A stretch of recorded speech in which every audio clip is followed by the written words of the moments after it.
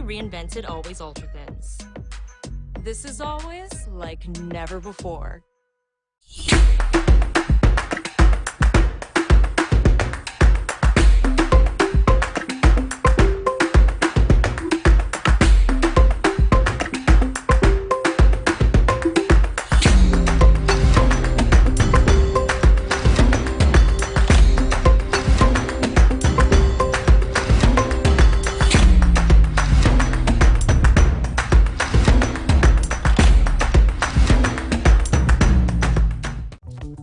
Itchy, squirmy, scratchy,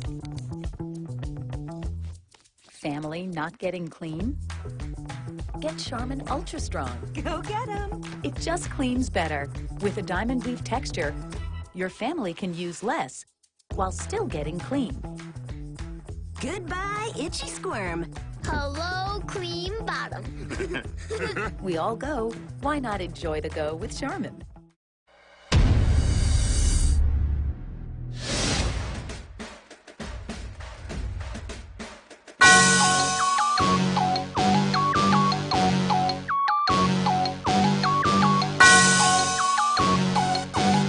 Yeah.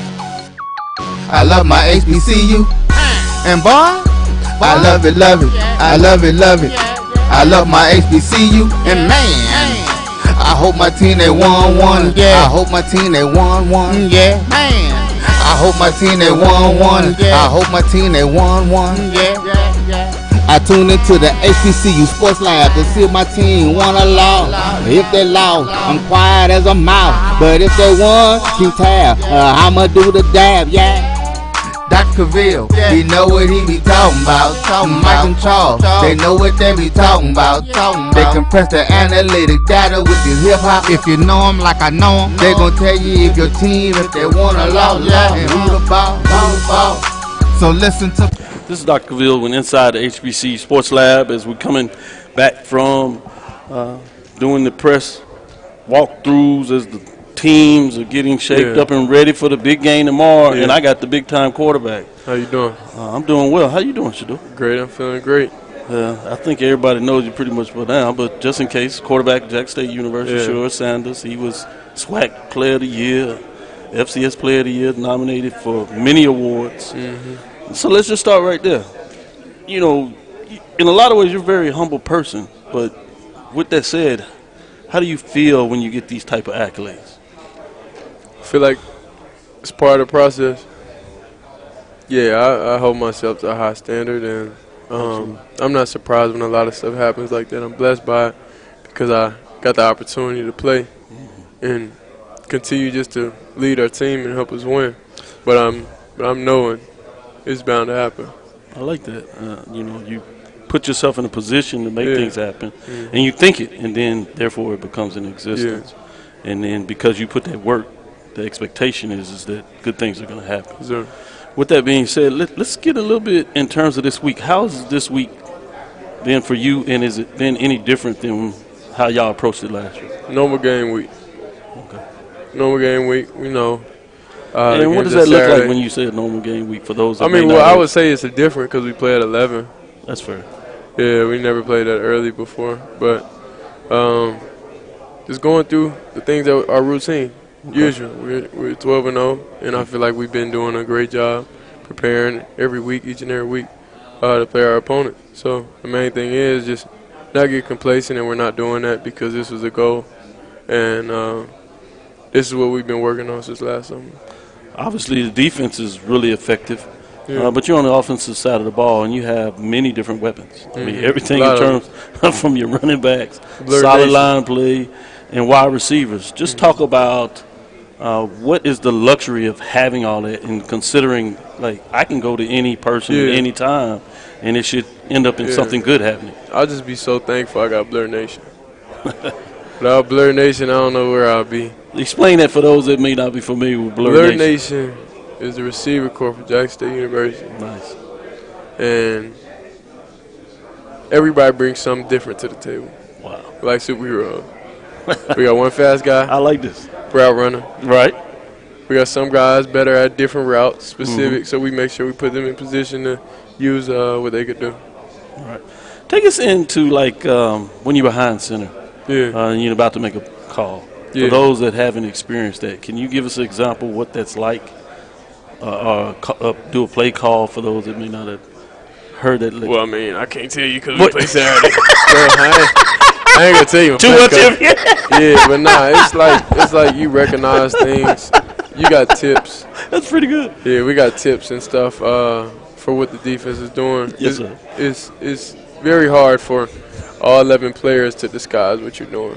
Mm-hmm. It's extremely hard for that. So that just goes off in studying and just knowing what they're doing. So whenever you're one step ahead of everybody in the game, then you're able to call the right plays in the right time. Yeah. We see a lot about the family, how y'all are really close. Yeah. It seems like about that. But you also have your independence. Mm-hmm. Where did that come from over the years of you kind of wanting to chart your own path, but at the same time appreciate the family connection, if you will? Yeah, so like Pops is like the author of the book. He's the one, he knows he's going to write the story. Okay. We just got to live it. We just got to do more the story of what he's putting in place for us. All we got to do is just execute that. Okay. Then the rest will take care of itself. Exactly. Yeah. Exactly. So as you get up in the morning, what is your preparation like? Either not just for this game, but normal game preparation. Game day. For you, I would say like wake up, stretch. Okay. First. Stretch first. I don't even brush my teeth first. I stretch first. That's the first thing. Yeah. Then I go brush my teeth. There you go. So yeah, I do that right out of bed, stretch. Mm-hmm. Then brush my teeth, shower up. We got to walk through, go back to the room. Yeah, that's it. Okay, cool. And get ready for the game. So I've heard so much about your preparation that you're a film junkie. That people may not realize that you are in the art of studying your craft at a level that tends to be higher than most, particularly at this time, in terms of being a sophomore, if you would. But you've been doing it in a lot of ways since high school. Yeah. Where did that come from? I mean, I feel like the fear of failure, you're trying to get to the next level. So it's not a lot of people, a lot of kids often think we got time. We don't have that much time. You mess up 1 year, a season in football, your first round chance over with. So it's like, very true. You gotta really understand like what's at stake and how real life is before you on the other end of life and trying to figure things out. So I'd rather stay ahead. I really appreciate your maturity as a young man in this. Last thing I'll ask you, if you would, is what are your expectations in terms of coming out of this game and moving forward? I would say just executing the game. Executing each play, just really taking my mind to that place of just being real peaceful in the game, really knowing what I'm doing, just like seeing everything. Seeing everything. Wow. It's just an art. It's like when everything's flowing, and then it's beautiful. So that's the main thing. Like I challenge myself even like during walkthrough and everything, just being able to picture things and just take my mind to that place. Do you have time for things outside of football? Yeah, of course, but that's definitely for the off season and the bye weeks. Yeah, that's for the off season and the bye weeks. Other than that, like that's fair. When it's football time, it's football time, and me going into the weeks, I'm knowing I did this past week now. Yes, I already had my fun time, my free time. Now this time is just for that. That's why I love the city of Jackson. I don't like being around a lot of distractions. I take every distraction out of my life when it's time to play a game. I delete all social media apps. People post for me, but I just don't even give myself a chance to be distracted by anything. No girls, no nothing. So that's good. Last thing, I'll do this and I'll give you the floor. Yeah. Anything that you want to share? You talked a little bit about Jackson, fans, friends. Anything that you want to share that I didn't ask you? No, not specifically. Okay, sure. With that being said, this is Dr. Cavil inside the HBCU Sports Lab with the quarterback, player of the year for the SWAC, multi-time, undefeated season, and putting it all on the line tomorrow for the Celebration Bowl. Should be a great game. I'm looking forward to it. But you just heard it right here with Shedeur Sanders, the quarterback QB1, as they like to say, of Jackson State University. Thank you for your time, and good luck tomorrow. Thank you. Yes, sir. This is Dr. Cavil inside the HBCU Sports Lab. You just heard first-class interview with the quarterback QB1 of Jackson State University, Shedeur Sanders, as he prepares and is ready to move forward with the game time tomorrow. If you would, we'll be right back after this break, and then we'll have our next interview lined up for you as we get it going. Thank you. Yes, sir. Itchy, squirmy, scratchy, family not getting clean? Get Charmin Ultra Strong. Go get 'em. It just cleans better. With a diamond weave texture, your family can use less while still getting clean. Goodbye, itchy squirm. Hello, cream bottom. We all go. Why not enjoy the go with Charmin?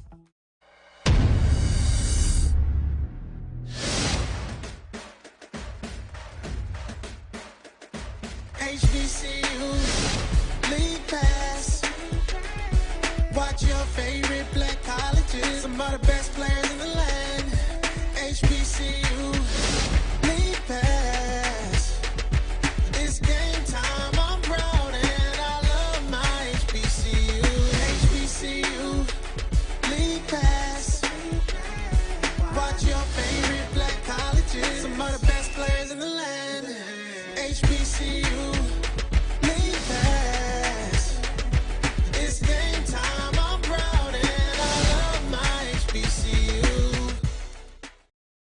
To the left. Compress the analytic data with your hip hop. If you know them like I know them, they gon' tell you if your team, if they wanna law, and who the ball. So listen to Professor, yes sir, and pay attention, cause he gon' teach. Bless. Oh, yeah. This is Dr. Cavil with Inside the HBC Sports Lab, as we have the offensive coordinator and quarterbacks coach for Jackson State University, Brett Bartolone. That's right. Yeah, Bartolone. Bartolone. Yeah, it was good. I had to have a roll it a little. Bartolone. I'm from Southern. Say it with the hand. There you go. Southern boy, so it's a little harder. Thanks for having me. The chopped up tongue. That's right. It's good to have you on the show. Been looking forward for this opportunity all year long to really talk about it. We've been seeing masterful about what you've been able to do with this offense and having so many weapons, it seems like, at least from this side. Talk about maybe the challenge of how do you create a game plan based on having what many people would say is a luxury. Yep, no, that's exactly it. That's something we take a look at, as coaches going into the game plan every single week. It's like, all right, well, shoot, we got to find a way to hand the ball off to this guy. We got to find a way to hand the ball to that guy. Well, we got to throw it deep to this guy. Well, we got to give this guy a sweep. We got to give that guy a sweep. There's just, screen. There's so many different guys that you just need to touch the ball. And some have a certain skill set. Another guy may have a different skill set. You just got to find the play or the concept that best fits that skill set. But we got a lot of dudes that could do a lot of different things. So it's just, it's like a kid going into a toy shop. Like, all right, what are we going to do this week, guys? So this time of the year around Christmas, that's a good thing. Exactly. So it's been fun. It's been really fun doing that. We got some incredible players that could do a lot of things for us. Let's backtrack a little bit and talk about where you're from, and then if you would tell us how you got into football. Okay. I grew up in Whittier, California. It's like I went to La Habra High School, which is basically, Whittier's like, as south as you could go in L.A. and La Habra is about as north as you could go in Orange County. So it's I kind of lived on the border right there in the bridge. Nice. After high school, played at Washington State for Coach Leach there, and rest in peace. Yep. Rest in peace, Coach Leach. After my junior year, I medically retired, and that's how I got into coaching. So I was a student assistant at Washington State for Coach my senior year, and after that season, I didn't want to do anything else, other than coach football. Good for you. And after that, I got a job coaching receivers at Whittier College in L.A., Division III school back home, lived with the parents. Real life story? Yeah, I went overseas. I was the offensive coordinator for a semi-professional league out there for 6 months in Paris, France. Wow, not too bad to be overseas, Paris, France. It was pretty good and bad. It was a pretty cool experience. Great. God, I've been a lot of places. Okay, I was in New York for a year coaching quarterbacks at St. Lawrence University. I was the offensive coordinator at Carleton College in Minnesota, Northfield, Minnesota. Spent 2 years as a QB analyst at the University of Nevada, Reno, and that's when, after that second season, that's when Coach got a hold of me. Okay. And now I'm here in Jackson, Mississippi. Let's continue with that. How has this year been in Jackson State University? It's been life-changing. It really has. I work with some really incredible people, coaches and players alike, and just incredibly humbled, incredibly blessed to be at a place like Jackson State with the caliber of players and coaches that we have, and blessed to be part of that. You dream, when you're younger, you dream of being part of a game like this, in an environment like this.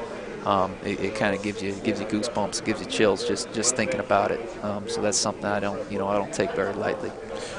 It's good to hear. Let's stick right there in terms of your experience this week in terms of bowl week. Has it lived up to everything that you may have heard?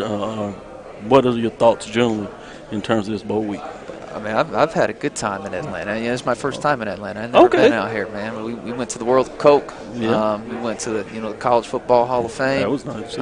We've been eating some really good food. That's so not bad. I cannot. Hey, listen, I'm good. I cannot complain. And we've also been able to have some really good focused practice and meetings while we're at it. And so. And that's the challenge, right? Right. Usually the teams that have the most, prepared week and that are most focused during a bowl week, those are teams that are going to play the best. Makes sense. During the game. And so I think we've done a really good job of that this week. Talk a little bit about offense philosophy in terms of just you in general, not necessarily Jackson State, or you can keep it right there. We hear about offensive schemes, and some people know a little more about that, or at least believe they know a little more about that. But take us in that coach's room about what does it mean to come in with a coaching scheme. Yeah. And even to the point of when you look at players and personnel, how challenging is it to say we're going to play this scheme, but then players are different and change it up? What does that look like? Yeah. So, I think it first starts with, I'll say this. Everyone's got their background, right? Everyone has a certain way that they learn football, and I learned football from Coach Leach. And I played coach at Washington State. That's kind of how I came into this deal. Everywhere you go, you're able to spend time with other coaches, and maybe you grab a little something from here, a certain concept or a certain philosophy from the next place, and that just kind of builds you and it develops you and it grows you over time. So you got your background, but then when you get to a certain spot, it really just comes down to your players. Okay. You know what I mean? Okay, who do we have? What type of receivers do we have? Maybe we don't have a lot of receivers. Maybe we have more tight ends. Maybe we have really good tight ends. Mm-hmm. Why would we play in 10 personnel if we have 2 really good tight ends? So it's at the bottom. Bottom line, like you got to put your best players on the field. That's how you start. Yeah. What type of defenses are we playing? Well, maybe we want to do more of this run or this concept because we think we're going to see this type of defense. Mm-hmm. You know what I mean? It's not necessarily about what you've done in the past. It's about what you got now and who you're going to play. Okay. Philosophical if that makes question. Sense. No, it makes perfect sense. Philosophical question is why I pause when you get in it. Is offensive play calling, is it an art or is it a science? God, I think it's both. I think it's both. I think there is a certain science behind it, because you gotta plan and you gotta prepare. Okay. Some things work, trial and error. It's like, okay, what are we good at? What's this guy good at? Mm-hmm. So it's something that you're just constantly building on. And are in a way where you get to it on Saturday, and some things are a feel thing. You're prepared for different type of situations, different type of scenarios, different defenses that you're getting. Sometimes you got to trust your gut, man. Okay. You got to really trust your gut. You can't second guess yourself. So I think it's a little bit of both. Good. We can't. I've been trying to get game plans from everybody all day long, and I'm sure that you're not going to give it to me either. But what can you tell me in terms of what we can expect tomorrow? You're gonna get a team that's prepared, and we're simply going to execute. And it don't take too much more than that. If we execute and play Jackson State football, take care of the football, we're going to be just fine. And this defense that we're playing, they're very sound. They're coached really well, and they're in the right places. But if we do our thing and execute at a high level and do what we've been doing all year and what we did in practice the last 2 weeks, we're going to like the result of tomorrow. I like that. Last part is for you. Is there anything that you want to share, say to anybody, or any subject that I didn't ask you that you want to make sure it gets out there? I think you hit it all, man. I love. Go Tigers. There you go. Perfect way. This is Dr. Cavil with Inside the HBCU Sports Lab with the offensive coordinator, quarterback coach, Brett Bartolone. Put the little L on there. Didn't really roll it at all. As he is the captain, if you would, of this high-flying offense. And as he told everybody, look for the show tomorrow. You'll be proud of what they put out there. That's right. Stick with us. This is Dr. Cavil inside the HBCU Sports Lab. We'll be right back after this last break. At CDW, we get speed as the new currency of success. Our team spends way too much time tending to outdated applications and software when they should be focused on driving application agility and innovation. CDW Amplify Development Services modernizes software and application development to help accelerate innovation and digital transformation. So you mean building new applications, UI, and mobile interfaces? Well, you said you needed to innovate more quickly. Oh, so he's a listener. To do more at scale, trust CDW Amplify Development Services. Since 2002, Empowerment Resources, Inc., a nonprofit organization, has empowered more than 1,500 youth and adults in Duval and surrounding counties. Through its programs, Journey into Womanhood, Girls Mentoring, Life Skills for Teens, and Parenting Education Coaching. To get involved with programs, volunteer, or donate, visit www.empowermentresourcesinc.org. Follow us on social media, facebook.com/empowerment.resources and instagram.com/empowermentJAX. It's never too early to plant the seed, to share the tradition, and instill a sense of pride in your HBCU with your little ones. HBCU Pride and Joy Children's Boutique helps you share your school spirit with a wide selection of adorable kids' apparel and accessories officially licensed from your favorite HBCU. Visit hbcupridejoy.com and follow us on all social media at HBCU Pride Joy on Facebook and Twitter. Compress the analytic data with your hip-hop. If you know them like I know them, they gon' tell you if your team, if they wanna law, and who the ball. So listen to Professor, yes sir, and pay attention, cause he gon' teach a lesson. This is Dr. Cavil with Inside the HBCU Sports Lab as we continue to bring you guests and stars of this great weekend in Atlanta, Georgia. That's the 2022 Cricket Wireless Celebration Bowl. That features the champion of the MEAC, champion of the SWAC. Yep. And guess what? We have none other than Madam Commissioner Steele. Yes, Doctor. Of the MEAC. Man, it's always a pleasure and a highlight in so many different ways. How's everything going? Everything is going. It's busy. It's exciting. It's just rolling. Good. Talk about. I know you have your meetings here. Mm-hmm.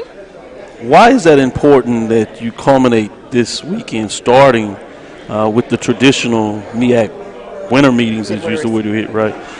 Why is that important that you bring them here during this week? Well, one, we always want to be able to give them the full experience of the bowl. You know, we want to be able to have our leaders see exactly what's going on. So even though your team might not be in, we're a family, and so we should be here to support whoever is participating. We all benefit from whoever is going to be in there. So being able to look at the various opportunities that surrounds the Celebration Bowl. Absolutely. No, you can't get in particular and tell us breaking news of what happened in the MEAC. Now, you willing now, you can always bring it here. Yes, sir. but in all seriousness, can you kind of break down and tell us what does a MEAC week look like in terms of who is involved? You know, what are the different types of meetings? Mm-hmm. And in general, at least, what do you discuss or what are the updates in terms of that week for the fans that always kind of watch from afar and says, man, they're doing meetings, but what does that mean? Yeah, exactly. So this year, we start off the week with our Women in Athletics Professional Development Workshop. And we've done that for probably over 12 years. Right.